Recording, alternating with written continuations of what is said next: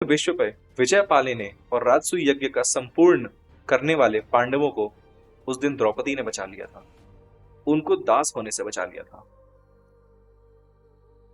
दुशासन को जब पता चलता है कि उसके पिता धृतराष्ट्र ने पांडवों को उनके धन, राज्य और अस्त्र शस्त्र सहित इंद्रप्रस्थ जाने का आदेश दे दिया है, तो एकदम दुखी होकर दुर्योधन के पास आता है। दुर्योधन उस वक्त कर्ण, शकुनी आदि के साथ बैठा रहता है। जब दुर्योधन को यह पता चलता है तो वो सब व्यथित होकर धृतराष्ट्र के पास जाते हैं। दुर्योधन उसको समझाते हुए बताता है कि कैसे अर्जुन ने द्रौपदी स्वयंवर में कर्ण सहित सबको पराजित किया था, कैसे उसने अग्निदेव को संतुष्ट करने के लिए देवताओं को युद्ध में पराजित किया था। दुर्योधन कहता है कि संसार में ऐसा कोई पुरुष नहीं है जो अर्जुन का सामना कर सके। दुर्योधन ये भी कहता है कि मुझे रात दिन केवल अर्जुन का भय सता रहा है, मुझे हर जगह अर्जुन अपने गांडीव धनुष पर तीर चढ़ाए हुए दिखता है। मैं इतना भयभीत हो चुका हूं कि सहस्त्रों अर्जुन दिख रहे हैं। हमने उनके साथ छल से जो द्यूत में उनका और उनकी पत्नी द्रौपदी का अत्यंत अपमान किया है, उसके लिए जब तक वो जीवित हैं हमें क्षमा नहीं करेंगे, और जब तक मैं जीवित हूं मैं चैन से नहीं रह पाऊंगा। दुर्योधन सजेस्ट करता है कि एक बार और द्यूत का दाम लगे और इस बार जो भी हारे उसको 12 वर्ष का वनवास और 13वें वर्ष का अज्ञातवास में जाना पड़े। अगर वो उस 13वें वर्ष के अज्ञातवास में पहचाने जाएं तो 12 वर्ष का वनवास उन्हें फिर से स्वीकार करना हो। धृतराष्ट्र पुत्र मोह में आके फिर मान जाता है। भीष्म, द्रोण, विकर्ण आदि ने इसका बहुत जोर तरीके से विरोध किया, लेकिन धृतराष्ट्र ने फिर भी आज्ञा दे दी। गांधारी धृतराष्ट्र को समझाती है कि दुर्योधन के जन्म के समय ही उसको त्याग देना चाहिए था, और ये विदुर ने भी आपसे कहा था, लेकिन आपने सुना नहीं। अब इतना कुछ हो गया है तो भी उसकी हाँ में हाँ मिला रहे हैं आप। इसका परित्याग कर दीजिए, वरना आपके कुल का सर्वनाश करवा देगा ये दुर्योधन। इस पे धृतराष्ट्र कहता है कि इस कुल का अंत भले ही हो जाए, मैं दुर्योधन को रोक नहीं सकता। प्रतिगामी धृतराष्ट्र की आज्ञा से युधिष्ठिर के पास जाके कहता है कि आपके पिता राजा धृतराष्ट्र ने आपको आज्ञा दी है कि आप लोग वापस आके एक और दांव की जुआ खेलें। युधिष्ठिर अब सोचते हैं कि मैंने आज तक महाराज धृतराष्ट्र के विपरीत कुछ नहीं बोला और ना ही ऐसा कुछ किया है जिससे उनकी हानि हो, तो भी इतने बड़े अनर्थ के बावजूद भी हमें आज्ञा दे रहे हैं कि द्यूत हो, तो उनकी आज्ञा का पालन होगा। युधिष्ठिर जानते थे कि इससे उन्हें सिर्फ कष्ट मिलेगा, लेकिन फिर भी वो अपने अधर्मी ताऊ की बात मान के लौट पड़े। वहां पे आने के बाद शकुनी रूल समझाता है और सारे सभासद एक साथ धृतराष्ट्र को धिक्कारते हुए कहते हैं कि इतना होने के बाद भी बूढ़े राजा के मन की इच्छा खत्म नहीं हुई है, और युधिष्ठिर को यह समझ में क्यों नहीं आ रहा कि ये यहाँ पे उनके आज्ञा पालन करने का उचित समय नहीं है और ये करने से उन्हें सिर्फ दुख मिलेगा। सबने उन्हें मना किया, पांडव, द्रौपदी, सारे वृद्ध, गांधारी, कुंती, युयुत्सु, विकर्ण, परंतु कुछ सोचते हुए वो फिर से जुआ खेलने बैठ गए। शकुनी ने पासा फेंका और पांडव एक बार फिर से हार जाते हैं। पांडव मृगचर्म धारण करके वन के लिए प्रस्थान करते हैं। अभी जैसे पांडवों का और द्रौपदी का अपमान करके दुर्योधन और दुशासन का हृदय तृप्त नहीं हुआ था कि दुशासन फिर से उन्हें कटाक्ष मारने लगता है। वह कहता है कि पांडवों को आज नरक वाली पीड़ा प्राप्त हुई और यह सब कुछ महाराज दुर्योधन का हो गया। द्रौपदी ने पांडवों से विवाह करके कुछ अच्छा नहीं किया। पांडव तो निरे नपुंसक ही निकले। द्रौपदी, अगर तुम चाहो तो किसी अन्य पुरुष को अपना पति बना के आराम से रहो। हम सब क्षमाशील और जितेंद्रिय हैं, चाहो तो हम में से ही किसी एक को चुन लो। भीम से यह बर्दाश्त नहीं होता है। वो दौड़ के दुशासन के पास पहुंचते हैं और उसे कहते हैं कि कपटी दुष्ट दुशासन, तूने अपने बाहुबल से नहीं, शकुनी के छल माया से ये सब अपने अधीन किया है। जैसे आज तू अपने शब्दों से हमें पीड़ा दे रहा है, याद रख ये समय 13 वर्ष में खत्म हो जाएगा और युद्ध में मैं तेरी छाती फाड़ने से पहले ये सब तुझे याद दिलाऊंगा। दुर्योधन, दुशासन और भी कटाक्ष और उपहास करते हैं, जिसपे भीम कहते हैं कि मैं दुर्योधन, दुशासन सहित सारे धृतराष्ट्र पुत्र का वध करूंगा। अर्जुन उस निर्लज्ज और असभ्य कर्ण का वध करेंगे और शकुनी का अंत सहदेव के हाथों होगा। धीरे धीरे पांडव वन की ओर चलने लगते हैं। उधर कुंती विदुर के घर रहने लगती है। धृतराष्ट्र संजय से पूछते हैं कि 5 पांडव और द्रौपदी कैसे यात्रा कर रहे हैं। संजय बताते हैं कि युधिष्ठिर आंखें मूंद के या नीचे देख के बिना किसी की दृष्टि से दृष्टि मिलाए आगे बढ़ रहे हैं। वो इस समय अत्यंत क्रोध में है और काफी लज्जित हैं। वो किसी को भी अपने क्रोध का भाजन नहीं बनाना चाहते, इसलिए वो ऐसे चल रहे हैं। भीमसेन को अपने बाहुबल पे अत्यंत गर्व है, इसलिए वो अपने बाहों की ओर देखते हुए चल रहे हैं।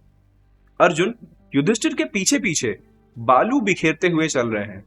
वो इससे ये संदेश देना चाहते हैं कि जैसे ये बालू एक साथ हजारों कण गिर रहा है, वैसे ही मैं 13 वर्ष के उपरांत अगर हमारा राज्य हमें नहीं मिला तो बाण की वर्षा से दुश्मनों का अंत कर दूंगा।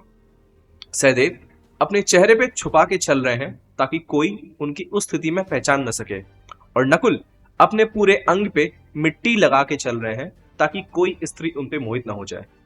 द्रौपदी अपने प्रचंड अपमान के बाद अपने दुखी होने के कारण अपमानित केशों से अपना मुंह छुपाए जा रही है।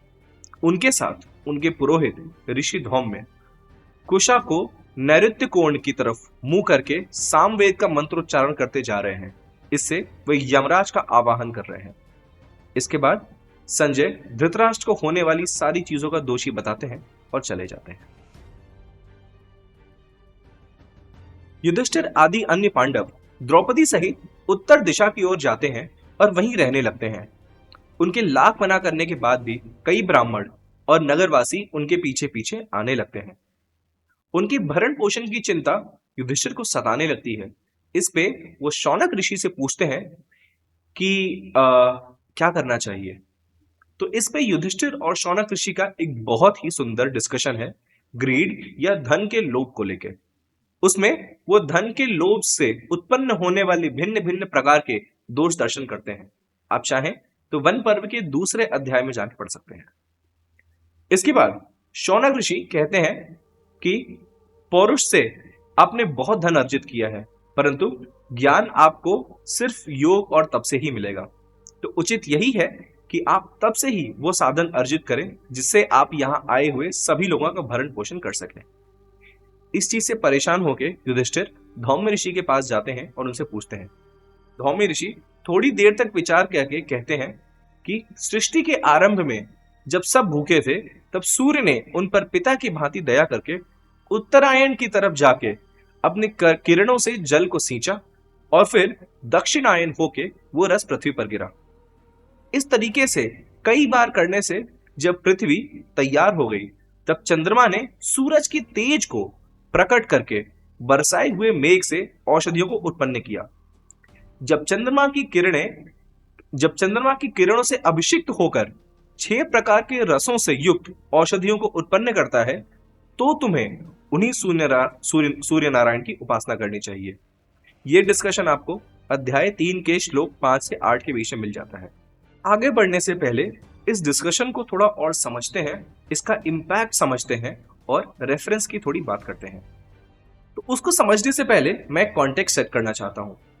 ये पूरी महाभारत की स्टोरी कई हजार साल पहले हुई है और कुछ अकाउंट्स के हिसाब से तो ये 7000 साल से भी ज्यादा पुरानी है। उस टाइम में most of the civilization, for example चाहे वो मेसोपोटामिया हो या इजिप्ट हो या और भी थी, वो अभी तक अर्ली फार्मिंग या बेसिक सीजनल ट्रैक ही कर रहे थे। एडवांस एस्ट्रोनॉमी या विजुअल एस्ट्रोनॉमी की तो बात बहुत दूर की है। उस टाइम में भारत देश में एक डिस्कशन हो रहा है जिसमें एक राजा अपने पुरोहित से कुछ बात कर रहा है, जिसपे वो स्टोरी के माध्यम से हमें क्या क्या बताते हैं और उस चीज से हमें भारत के उस समय क्या क्या नॉलेज पॉसिबली उनके पास थी, उसका ज्ञान हमें क्या मिलता है, जरा एक बार उस पर नजर डालते हैं। तो सबसे पहले तो हमें यह पता चलता है कि वहां के लोगों को यह पता था कि उत्तरायण और दक्षिणायन का कॉन्सेप्ट क्या है। मतलब कि वो सॉल्स्टिस साइकिल के बारे में जानते थे, विच सजेस्ट कि उस समय भारतवर्ष में सोलर कैलेंडर का बहुत प्रॉपर आइडिया था, या एटलीस्ट सोलर साइकिल का आइडिया था।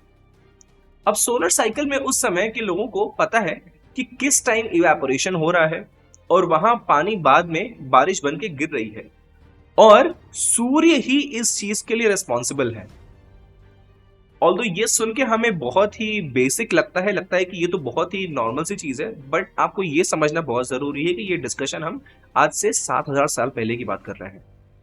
उसके बाद हम आते हैं मून नरिशिंग प्लांट्स की। वहां पे वो प्लांट के ग्रोथ को लूनर फेज से लिंक कर रहे हैं। इसका मतलब कि वहां पे उनको लूनर कैलेंडर की भी अवेयरनेस है। एसेंशियली हम लोग यहाँ पे एक लूनी सोलर कैलेंडर की बात जैसी कुछ देख रहे हैं, जो कि एसेंशियली वैदिक कैलेंडर का बेसिस था। इतना ही नहीं, श्लोक 7 में धौम्य ऋषि कह रहे हैं कि चंद्रमा अंतरिक्ष में सूर्य के तेज को प्रकट करके औषधियों को उत्पन्न करता है। जिसका मतलब कि धौम्य ऋषि ये कहना चाह रहे हैं, या उनको या फिर हम लोग को ये पता है कि चंद्रमा की अपनी कोई किरण नहीं होती है, वो सूर्य की लाइट रिफ्लेक्ट करता है। This is amazing mind boggling information, जो कि उस समय के लोगों को उस समय भी पता थी, जो कि जब उनके पास कोई भी ऐसा इंस्ट्रूमेंट नहीं था जिससे वो चीज पता कर सके। This is something really amazing, specially astronomical observation अगर आप उस टाइम को देखें तो। खैर, इसके बाद वो कहते हैं कि सनलाइट से सारी औषधियों का जन्म हुआ है। नाउ वी ऑल नो कि सनलाइट जो है सारे प्लांट्स का बेसिस है इन टर्म्स ऑफ फोटोसिंथेसिस। तो वो कदाचित इस तरफ भी हिंट कर रहे हैं। It may not be this deep, but they had an idea that sun is the primary source of all life in plants. अब श्लोक 8 में धौम्य ऋषि कह रहे हैं कि चंद्रमा की किरणों से अभिषेक हुआ, अर्थात नहाए हुए सूर्य जब अपनी प्रकृति में स्थित होते हैं तब 6 प्रकार के रसों से युक्त औषधियों की उत्पत्ति होती है। अब ये भी काफी क्रिप्टिक इंफॉर्मेशन है।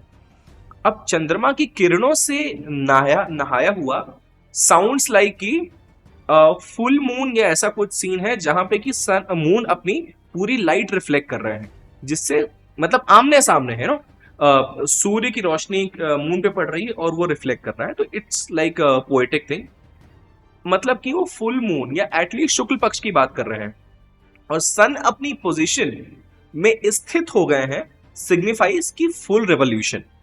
अब हम जानते हैं कि आफ्टर वर्नल इक्विनॉक्स शुक्ल पक्ष प्रतिपदा से नया वर्ष लगता है, जिसमें हम चैत्र नवरात्रि, उगाड़ी या गुड़ी पाड़वा मनाते हैं। और जब हम नए क्रॉप्स को सो करते हैं या फिर नए प्लांटेशन ग्रो करने लगते हैं, तो essentially what I am seeing here is that there was an idea of cardinal points, equinoxes, solstices and lunar phases etcetera. ये सोच के सचमुच मुझे एक गौरव की अनुभूति होती है कि हमारी सिविलाइजेशन उस टाइम भी इतनी एडवांस थी। और जब भी मैं ये सोचता हूं कि मैं उसी सिविलाइजेशन का हिस्सा हूं, तो मुझे एक अलग ही सेंस ऑफ वंडर और प्राइड फील होता है। ऐसी चीज हमारे इतिहास, पुराण और उपनिषद में भरी हुई है। जरूरत है तो उसको देखने की और अध्ययन करके उसमें शोध करने की। चलिए, आज के लिए इतना ही। अगली बार कथा को आगे बढ़ाएंगे अक्षय पात्र से। तब तक के लिए इतिहास को पढ़ते रहें। कोई भी डाउट हो तो मुझसे पूछें, मैं उसे क्लियर करने की कोशिश अवश्य करूंगा। धर्मो एव हतो हन्ति, धर्मो रक्षति रक्षितः।